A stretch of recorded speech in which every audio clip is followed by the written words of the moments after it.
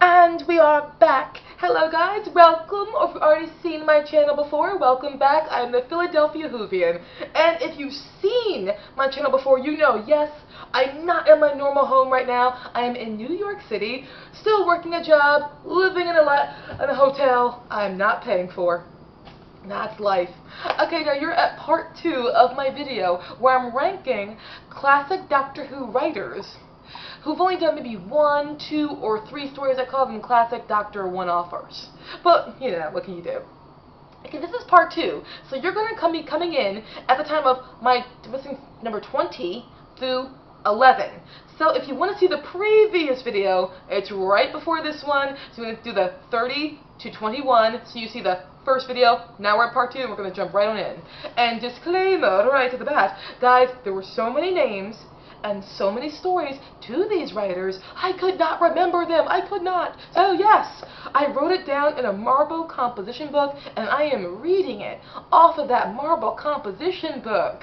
Because I'm cool. You know what? Honestly, guys, I love a marble composition book. It's classic. It is. But that being said, honestly, I have no idea why you guys put up with me. But thank you guys for watching me and for putting up with me. This is how it's going to roll, okay? Guys, thank you. So, next up is number 20. We've got David Fisher, who wrote The Stones of Blood, The Androids of Terra, and Creature from the Pit. Controversial opinion, but I actually like Stones of Blood the most. Stones of Blood and Androids of Terror came from season 16 of 4th Doctor's era, where it was the Key to Time season.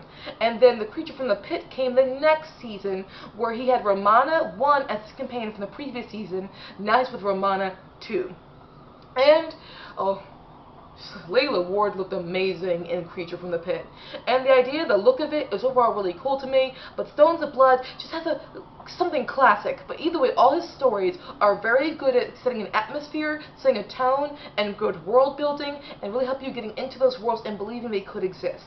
And that's really cool. I admit, helped by very good direction and very good casting as well, and very good costume design. But still, he did the 4th Doctor and Romana always justice. Now we have number 19, who is Ian Briggs, who wrote Dragonfire and the Curse of Fenric. Okay, I love both of these stories. Ian Briggs, Dragonfire, okay. I admit there's that bit of foolishness where the 7th Doctor, he climbs over a balcony and he hangs from the balcony from his umbrella and says, I should immediately regret my decision. It's like, what the heck is up with that? Yes, it's stupid. Yes, it's crazy. But the Doctor can be stupid and crazy sometimes. So I look past it. I've got a story where I've got, oh, again, a very good storyline, but it gives me the introduction of Ace. And that's the thing. Ian Briggs, he was the one who first wrote Ace, one of my favorite companions, and then I believe it's one of the last appearance of the character Sabalam Glips, and this is the departing episode of Mel. Some people hate Mel. I'm fine with her. I get why she's annoying to you, though, but I'm perfectly fine with her. But I get, again, why you do not like her or why you're annoyed by her. It does make sense in some ways, but I'm still overall fine with her. And again, Ace, we get a nice strong woman from the very beginning. Another strong woman from the very beginning of her story. And we're going to have a character who's going to clearly go on to have an arc when it comes to her story and her narrative as well. And the look of Dragonfire overall, yes, I do really like it. I'm sticking to it. And Curse of Fenric, that's when, okay, we first got introduced to Ace in Dragonfire, but in Curse of Fenric, that's when you get a full character development, an arc of a character, a story, a plot thread that we know for a fact is what set the groundwork for the companions of New Who. Ace was the blueprint, and Ian Briggs began her and fully realized her. We owe a lot to him for that. Next we have at number 18, Christopher Bidmead, who wrote Logopolis, Castrovalva, and Frontios. Okay. Logopolis, Castrovalva, and Frontios. I admit, I am weird. I love all these stories. Yes, I know, Logopolis can be a little, can drag, but Christopher Bidmead was a scientific writer who put a lot of science into his stories, and I appreciate that. I don't even understand science that well. I don't! But I still appreciate it, and I love that he did it. Brought Nisa back, we get Tegan in here, and Adric is still there too. We have also the idea of the 4th Doctor regenerating into the 5th Doctor through the stories, and it the story that the Fourth Doctor ended on is the same story or the same continuation of a story that the Fifth Doctor begins on.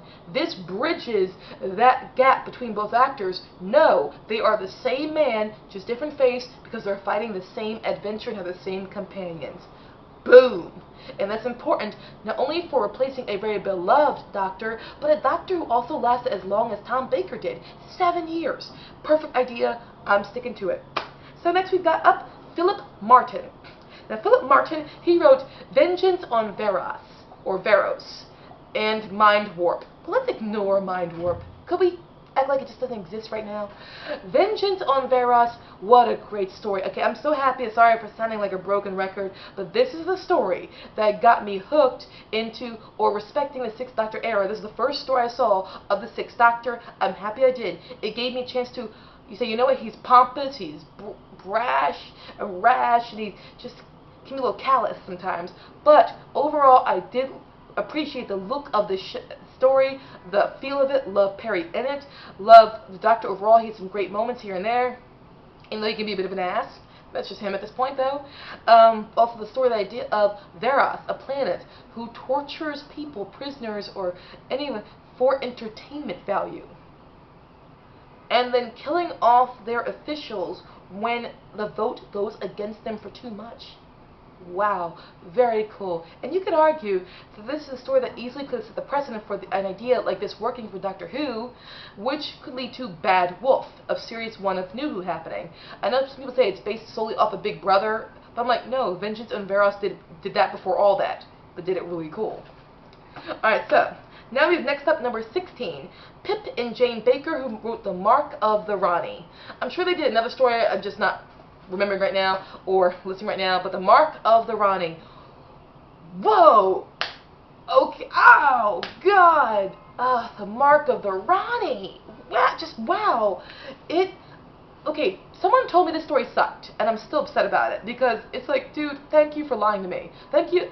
I learned, again, don't trust people. Go into things with your own thoughts, because they can really deceive you. They can go in there with prejudice, preconceived ideas, too high standards. Mark of the Rani looks good. It's easy to understand and follow the storyline. Parry is just wonderful in it. Again, Sixth Doctor, very good, but oh, the crowning achievement, the Rani, the actress, oh, she is phenomenal. She did a great job. Good to bring her in and give her something for the Master to act off of, have a almost reluctant alliance. Her TARDIS looked amazing. Again, the episode looks good, very good direction. But the writing, also, if it weren't for the writing, then there would be nothing to direct. So, I'm sticking with it. Next we have up as 15, Steve Gallagher, who wrote Warrior's Gate and Terminus. Warrior's Gate is from the Fourth Doctor's final season, where it was a part of the E-Space trilogy, and Terminus came from the Fifth Doctor's, Black Guardian trilogy. Wait, I just realized that. God, I'm a little slow sometimes. Steve Gallagher wrote for 2 trilogies, the part of, of course, probably was later on, it was viewed as this, but 2 trilogies of the Fourth and Fifth Doctor. He wrote the last story of the Fourth Doctor's trilogy, E-Space trilogy, then he wrote the middle part of the Fifth Doctor's trilogy, the Black Guardian trilogy. He's a part of 2 trilogies. Now, I know a lot of people who really just don't like Terminus. But I respect your opinion, but I just don't agree with you. I think it's very good. Oh, is it as good as Modern Undead and Enlightenment? No. But like I said before, to me, it's simply that Modern Undead and Enlightenment are A+, and then Terminus is a B+. Still very good, though. It's very good world building for me. It is very atmospheric, very unique. I think is very creative. And I think some people say that when it comes to the lighting, it's hard to see. It made the episode hard to see. I don't know what you're talking about. I always saw everything was going on.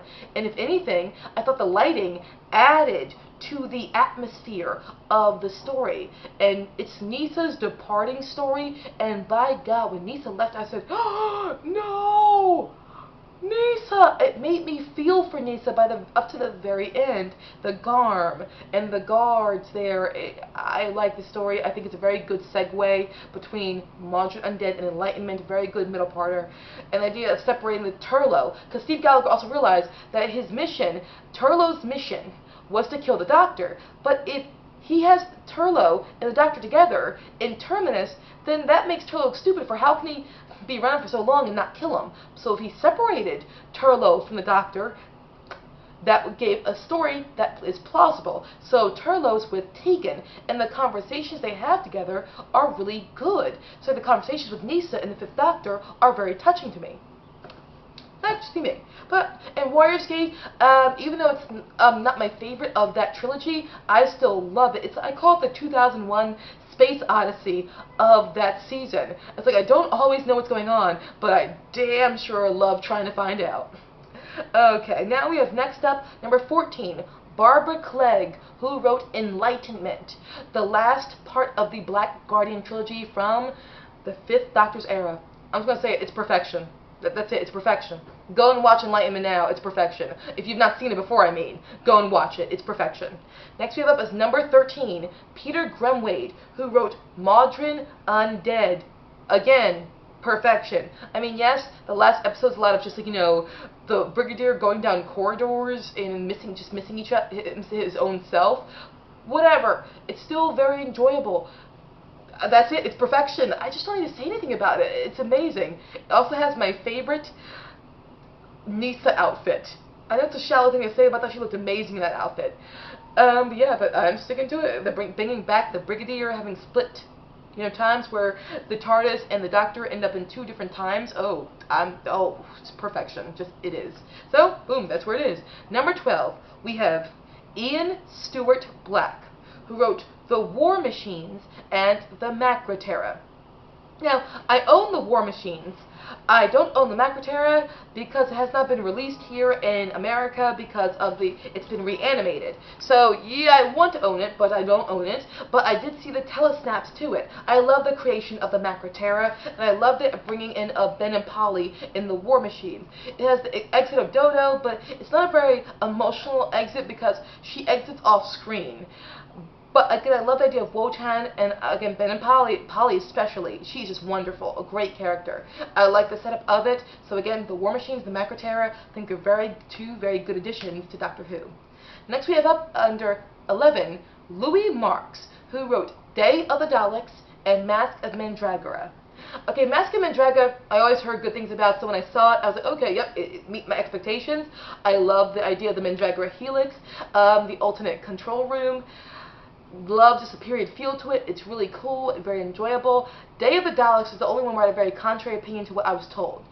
I heard so many bad things about Day of the Daleks. People are just so weird. Day of the Daleks is one of the stories you just keep watching, keep watching, keep watching, keep watching so you can get to that end. And once you get to that end, then you're like, oh, that's how all this has come about. This is how all this originated. It's something that just ties together so well. The story is like full circle. It's absolutely incredible. And for that, I just don't understand the lack of love for this story. The Doctor and Jo, supporting characters, everybody's awesome in this. The Daleks are very perfectly used in this as well. I just don't get the hate for this story. I don't. To me, also, it's a 4-parter, so it does not outstay its welcome. It takes up just as much time as it needs. No more and no less. Thank you guys so much for watching my part 2 of ranking all the one-off Doctor Who classic writers. Thank you so very much, or 2-off, or 3-off classic Doctor Who writers. Now we go. So thank you guys so much. I'll see you again very soon, and I'll still be in New York while I do it. Peace out, guys. Peace out.